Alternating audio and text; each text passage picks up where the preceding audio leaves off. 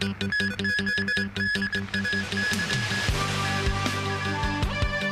government announces changes to the $2 subsidy scheme for the elderly.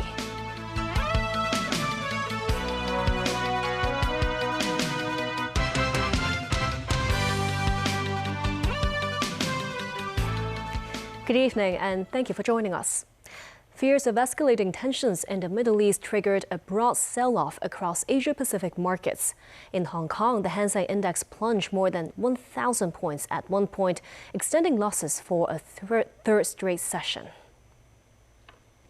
As the turmoil in the Middle East continues to rattle Asia-Pacific markets, Hong Kong was not spared from the dip. The city's benchmark Hang Seng Index opened sharply lower by 488 points, breaching the 25,000 mark. Losses deepened throughout the session, with the index at one point sliding 1,073 points, its lowest level since July last year. It eventually closed down 894 points at 24,382, with turnover at $368.6 billion.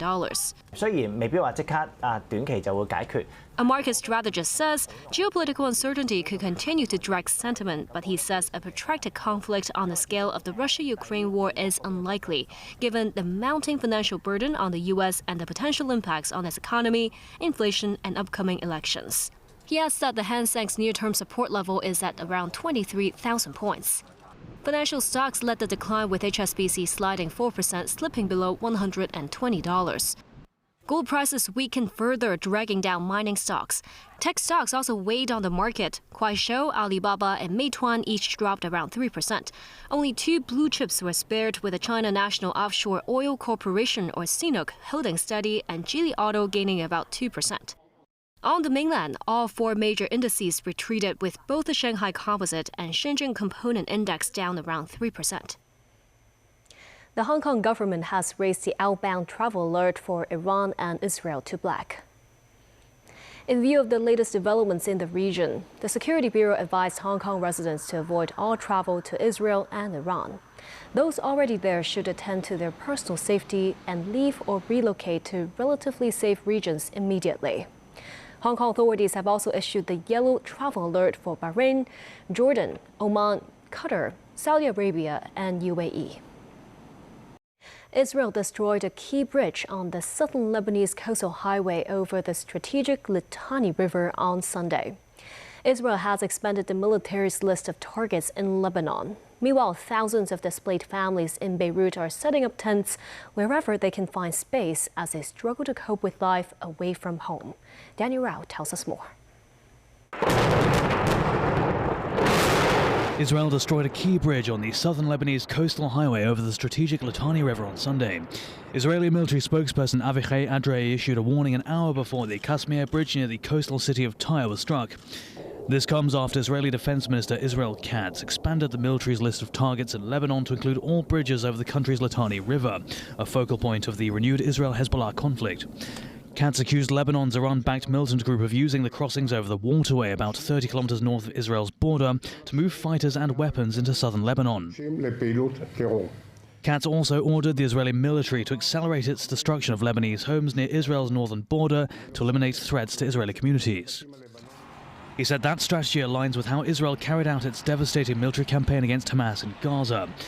Hezbollah said it was behind a strike that killed a man in the northern Israeli town of Mizrav-Am in what the Israeli military said seemed to be a rocket attack. Meanwhile, thousands of displaced families in Beirut are setting up tents wherever they can find space as they struggle to cope with life away from home. Makeshift shelters have now spread into most areas of Beirut. Dozens of families have laid down mattresses and used tarps and blankets to create temporary living spaces by the French ambassador's residence. The influx of displaced people has stretched Lebanon's already fragile infrastructure, with public spaces turning into informal encampments and humanitarian resources under strain. Aid groups have warned of growing challenges in providing clean water, sanitation and healthcare. Daniel TV News. The government said a revised $2 public transport fare scheme for senior citizens will take effect on April 3rd. The change could result in a saving of over $500 million for the government. Mimosing reports. The existing concession scheme allows senior citizens aged 60 or above and persons with disabilities to take public transport rides with a flat rate of $2. Under the revised scheme, beneficiaries can no longer enjoy $2 rides whenever they go. For journeys that cost $10 or less, individuals can continue to pay the flat $2 rate. But trips that cost more than $10, a model of $2 flat rate or 80% discount will be applied, meaning passengers will pay 20% of the full fare of those rides.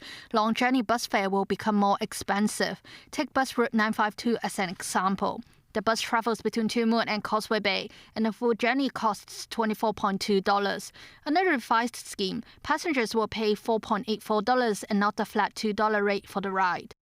Some beneficiaries said they could only accept the new measure. I would take fewer long journey trips in the future to save money, this man said.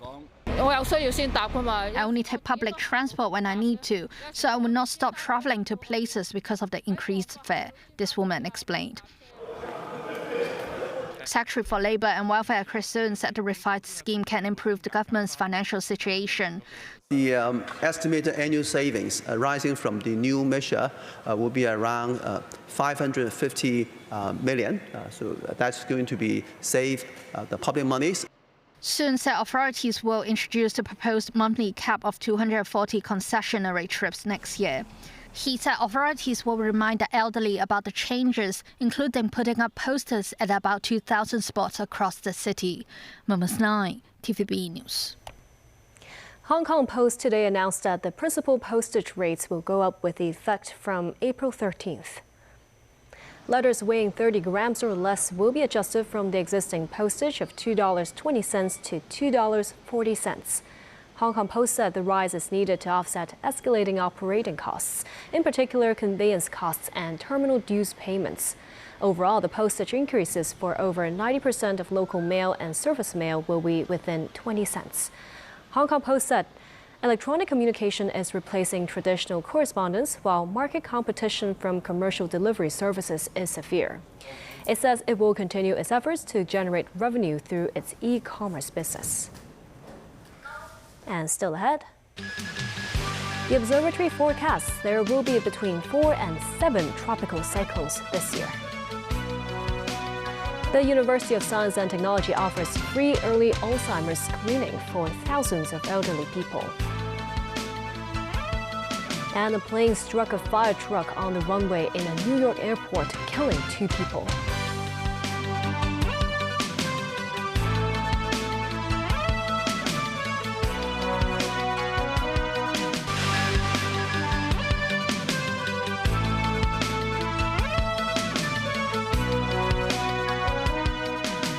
Welcome back. The Hong Kong University of Science and Technology has rolled out a 5-year scheme which offers free early Alzheimer's screening for 6,000 stay-at-home elderly people. In Hong Kong, 1 in every 10 senior citizens aged 60 or above suffers from dementia, including Alzheimer's disease, which accounts for about 70% of dementia cases. The HKUST team launched a brain care community project for the elderly in collaboration with Tonghua College, as well as more than 10 social welfare organizations. The plan is to recruit 6,000 senior citizens aged 60 to 75 through over 40 community or elderly care centers. The screening process includes cognitive assessment and clinical diagnosis with AI-powered multi-protein blood test analysis. 350 participants will be selected for brain imaging scans, with follow-up visits arranged after about 2 to 3 years. The scheme has been piloted for 1 month with about 500 elderly people recruited. HKUST President Professor Nancy Ip, who is also the director at the Hong Kong Center for Neurodegenerative Diseases, says the team hopes early detection and medical intervention can help delay Alzheimer's patients' cognitive decline. And the scheme targets stay-at-home elderly. We are trying to target the biggest populations, not that those that are already being seen in the hospital, not that those that are already has to be institutionalized because of various disease problems. So it is fulfilling our aim to identify early. The scheme is expected to eventually reach around 30,000 beneficiaries, including support to caregivers. Two Moon Hospital has completed Hong Kong's first non-invasive magnetic resonance-guided focused ultrasound treatment for a patient with Parkinson's disease. The treatment avoids the need to open the skull of the patient in an operation. According to the hospital, the procedure can reduce patients' tremors by 90%. Samantha Lee has more. The first patient to undergo the treatment is Mr. Chen, who is a construction site supervisor. The 54-year-old was diagnosed with tremor-dominant Parkinson's disease back in 2021. The uncontrollable shaking of hands forced him to stop working. He said, even when I walked slowly, my hands couldn't stop shaking. I didn't want to go out as I couldn't control my body. I tried many medications, but none had improved my condition. There are more than 12,000 Parkinson's disease patients in Hong Kong. About 30% of tremor-dominant patients do not respond effectively to medication. Two Moon Hospital introduced Hong Kong's first magnetic resonance-guided focused ultrasound treatment in 2024. The procedure does not require opening the skull. Instead, it combines magnetic resonance imaging and focused ultrasound technologies, delivering over 1,000 ultrasound beams through the skull to precisely ablate the target areas. Being the first patient in the city to receive the new procedure, Mr. Zheng said with the treatment, there were much less hand tremors. I was holding a pen during the operation. When the energy was applied, the shaking just stopped. The medical team cited international data that showed a 90% improvement rate for similar cases. Dr. Lo Hengyuan, a consultant in neurosurgery at Two Moon Hospital, cautioned that tremors can sometimes return as Parkinson's is degenerative. He said about 10 to 20% of patients may see a recurrence and require follow-up treatment. Two Moon Hospital said it will conduct the procedure to 40 local patients within 2 years. Samantha Lee, TVB News.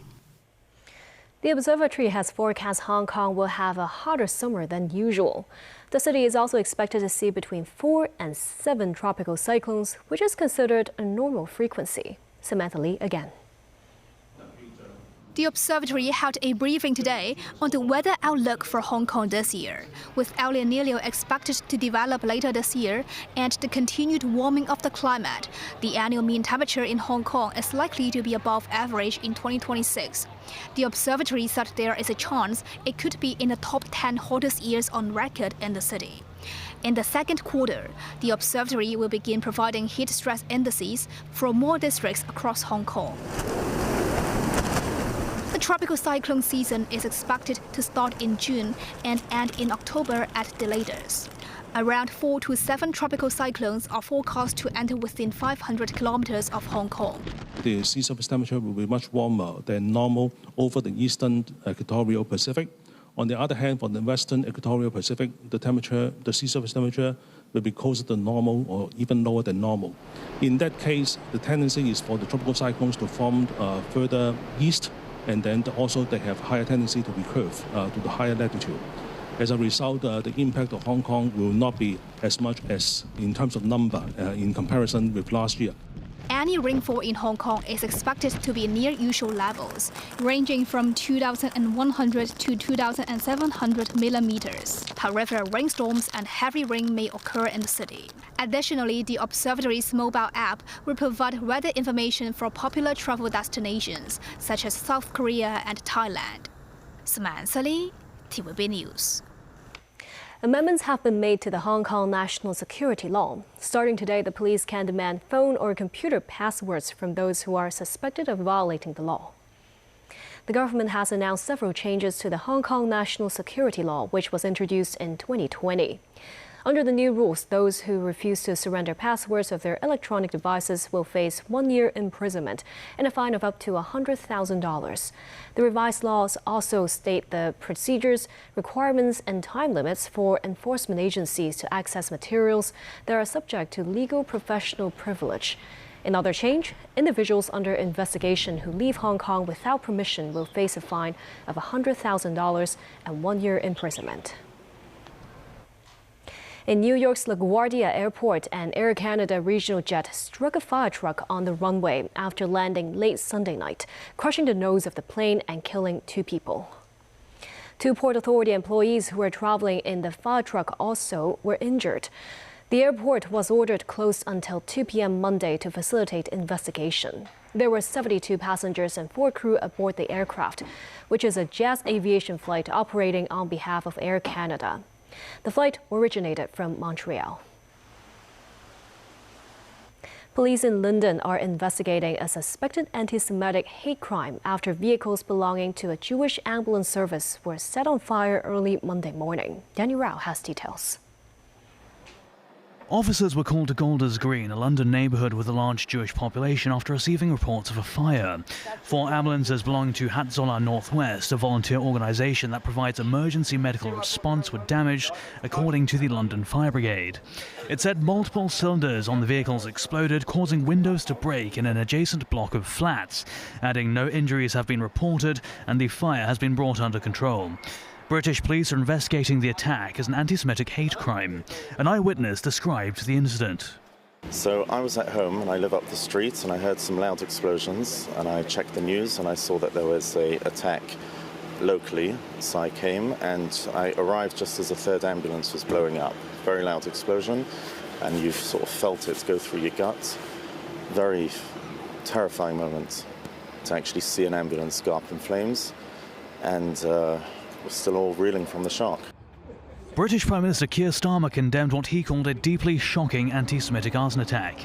Shoreham, a non-profit organisation which operates a neighbourhood watch in the area, said it was not only a criminal act of arson, but a targeted and deeply concerning incident affecting a vital emergency service serving the local Jewish community.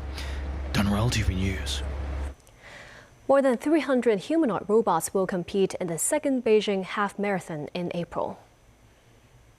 Organized by the Beijing Municipal Bureau of Economy and Information Technology, the event will kick off on April 19th with participants from Hong Kong this year. A new feature of this year's race is that human athletes and robots will compete side by side. The organizer says it had received applications from 76 institutions as of early March, involving more than 100 teams. And that's the news. Thank you for watching.